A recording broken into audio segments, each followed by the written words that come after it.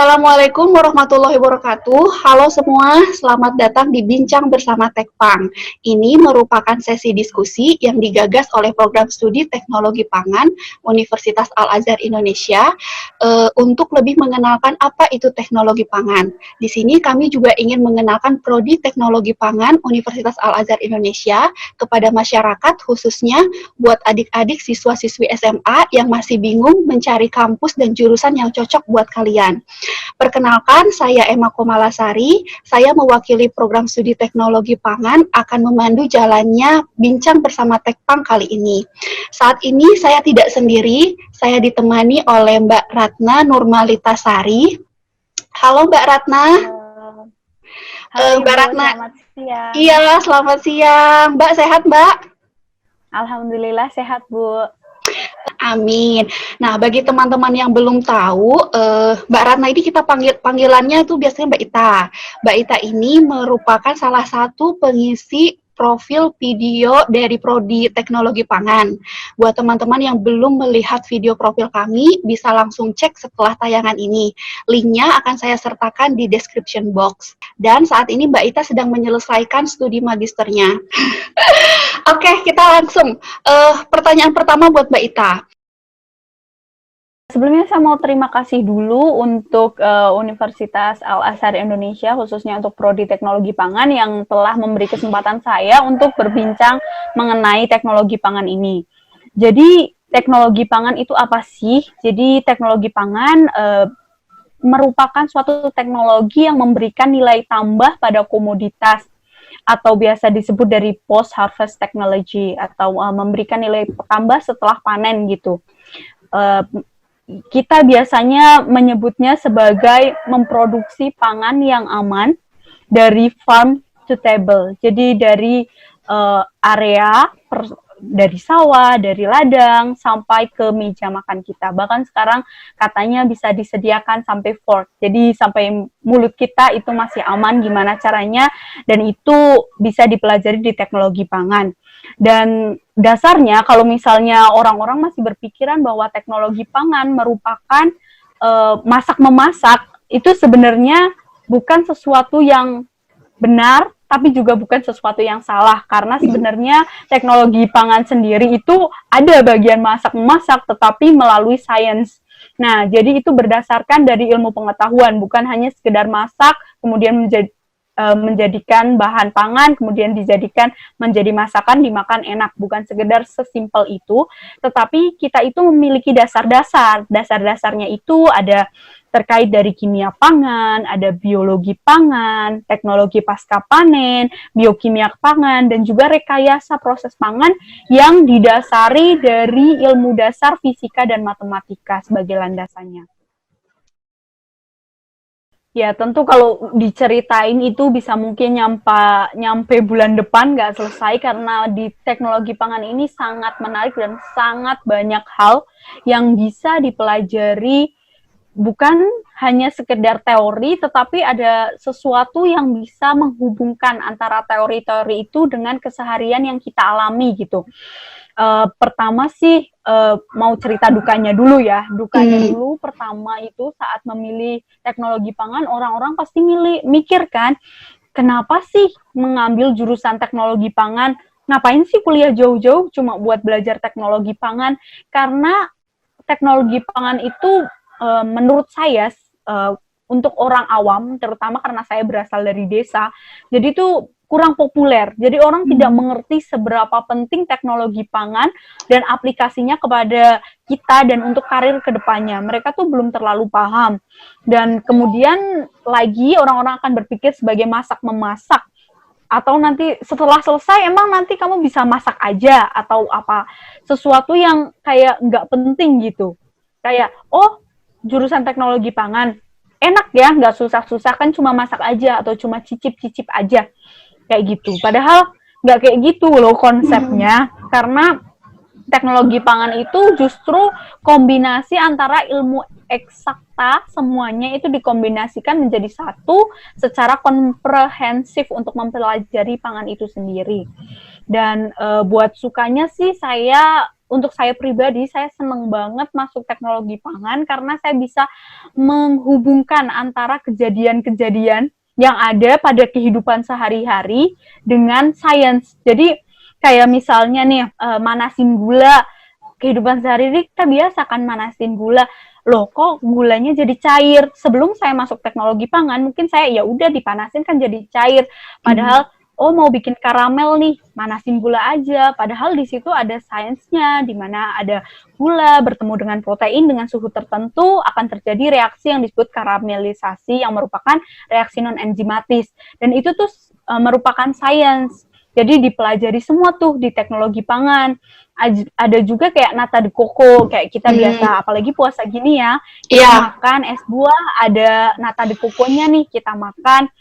Terus tapi kok ada alot nih, kayak apa ya yang kira-kira ditambahkan? Kenapa ya? Padahal itu merupakan apa sih kenapa alot tapi manis? Ada juga nasi yang kita makan juga, tapi nggak alot, tapi manis juga. Apa sih? Dan di teknologi pangan sendiri kita pelajari bahwa itu merupakan ada ikatan glikosida. Kenapa nata de coco alot dan kenapa nasi itu nggak alot? Itu karena kayak nata de coco ada ikatan glikosidik beta 14, sedangkan kalau yang di nasi adalah ikatan glikosida alfa 14. Bedanya cuma di beta dan alfa dan memberikan tekstur yang sangat berbeda pada kedua jenis makanan tadi gitu. Jadi kayak iya sangat menarik gitu. Terus kayak sukanya lagi tuh kayak apa ya, karena hal-hal tersebut, hal-hal pertama yang kita pikir simple ternyata adalah sesuatu yang kompleks.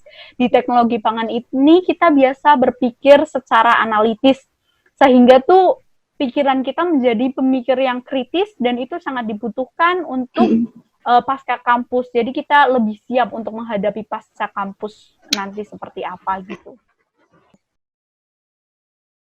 Ya, untuk praktikum itu penting banget kayak untuk mengetahui kayak pasti awal-awal kan kita akan mendapatkan teori dulu kan, bagaimana mekanisme A, B, C, D, E.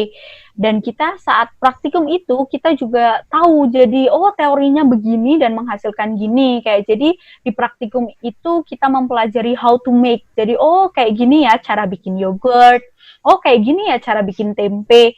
Selama ini kayak kita bisa makan tempe gimana sih? Ya udah beli aja gitu. Padahal di situ tuh ada sainsnya juga, ada ilmunya juga yang bisa kita pelajari kemudian kita praktekkan dan ada apa ya, ada persyaratan khusus kenapa bisa tempe itu nanti bisa mengeluar jadi kedelai yang keluar hifanya, kenapa harus begitu dan gimana kondisinya biar tercapailah si produk tempe yang aman untuk dikonsumsi itu. Jadi tuh kayak kita bisa ngelihat loh proses pembuatan segala hal yang makanan yang ada di sekitar kita kayaknya, dan yogurt yang biasa kita minum ternyata oh gini ya cara bikinnya, wah bisa diterapin bikin di rumah nih, atau membikin bakso yang biasa kita beli aja gitu ternyata kita bisa bikin loh kayak gitu. Dan nanti tuh kayak seru banget kayak gimana sih praktikum yogurt, gimana sih menggoreng menggunakan minyak A, minyak B, minyak C, bedanya apa sih saat digoreng gitu. Dan juga nanti kita bakal tahu nih praktikum, oh nanti kalau kita bikin susu yang aman untuk ditaruh di luar, itu gimana cara bikinnya, dan gimana susu yang harus disimpan di lemari es, itu ada mata kuliahnya juga, praktikumnya juga di teknologi pangan. Jadi itu betul-betul seru, dan kayak nggak pernah kebayang, wah seseru ini ya ternyata gitu.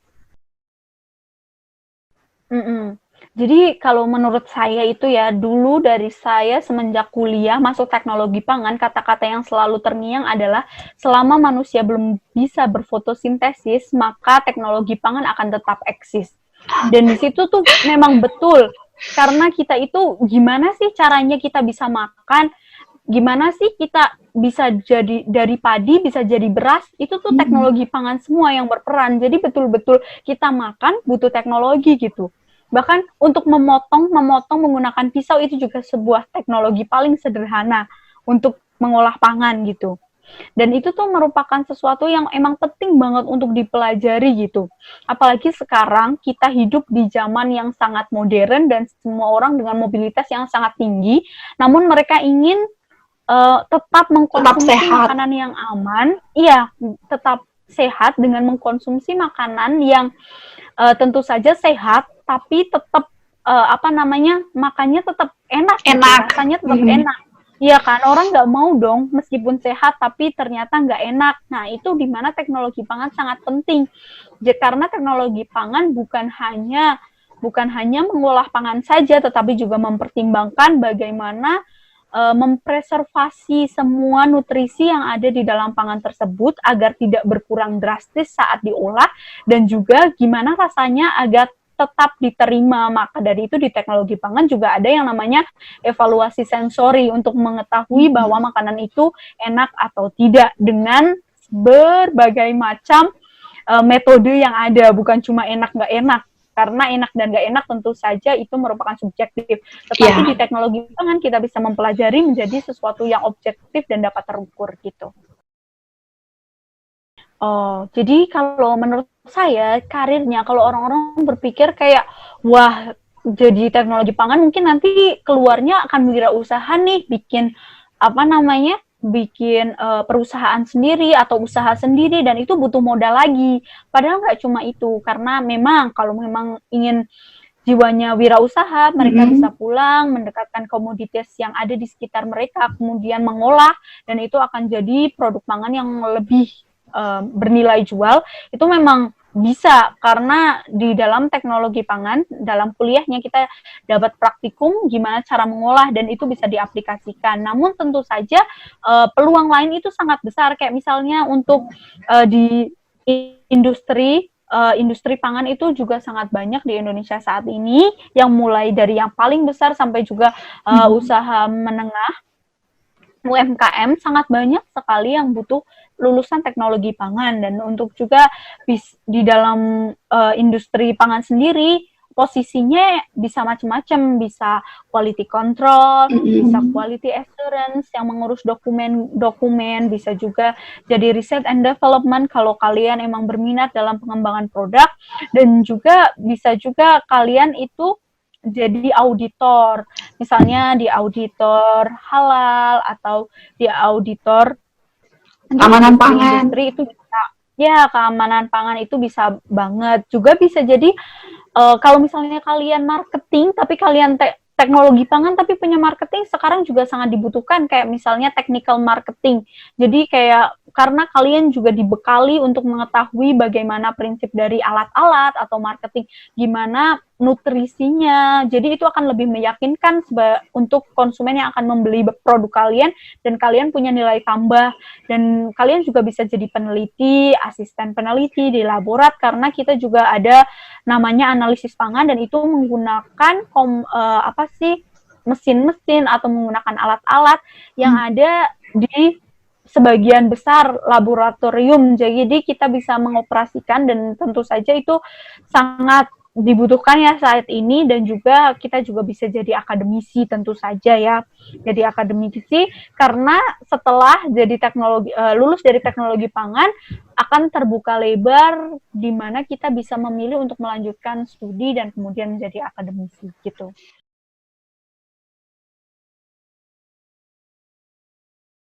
Iya, banyak banget sebenarnya buat kalian yang mau dan yang berusaha. Banyak sekali. Kalau misalnya di dalam negeri mungkin jurusan teknologi pangan yang untuk kita masih belum terlalu banyak, mungkin kita bisa bilang begitu ya, dibandingkan dengan jurusan lain yang lebih umum. Namun kalau misalnya di luar negeri itu sudah sangat banyak, karena di teknologi pangan ini merupakan salah satu teknik bisa dikatakan cabang dari teknik pertanian. Dan itu kayak kampus pertanian di luar negeri itu sangat banyak, dan mereka pasti punya jurusan teknologi pangan. Dan itu tuh kayak sekarang itu kalau dari pengalaman saya ya, yang mengeluarkan beasiswa bukan cuma universitasnya, tetapi juga beasiswa bisa dikeluarkan dari program studi atau dari fakultasnya. Dan itu tuh kesempatannya terbuka lebar. Untuk bagi yang ya memang kalau untuk luar negeri memang butuh effort lebih, kayak misalnya harus mempersiapkan hal-hal yang kayak berkaitan dengan bahasa harus dipersiapkan. Tetapi itu sangat banyak kalau kita benar-benar mau buat cari gitu. Apalagi kan sekarang kalau kita lihat ya, kalau di Indonesia kan berarti lulusan teknologi pangan dibandingkan lulusan-lulusan dari jurusan yang lebih umum, kita katakan lebih umum ya, itu kan masih tergolong sedikit. Jadi itu kompetisi di dalam negerinya tidak terlalu banyak untuk teknologi pangan sendiri gitu.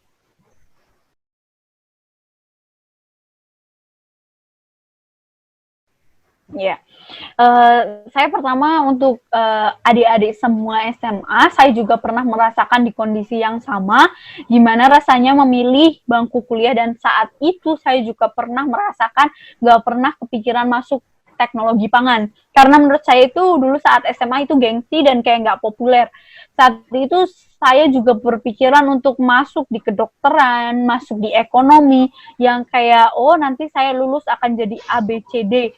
Padahal saat kita memilih jurusan yang populer, kita yang populer menurut adik-adik SMA ya, karena saya pernah merasakan hal tersebut. Jadi saat kita memilih jurusan tersebut, nanti kompetisi setelah kuliahnya itu sangat besar karena semua universitas akan mengeluarkan sarjana yang sama di setiap tahunnya, dan itu sangat banyak berarti kan.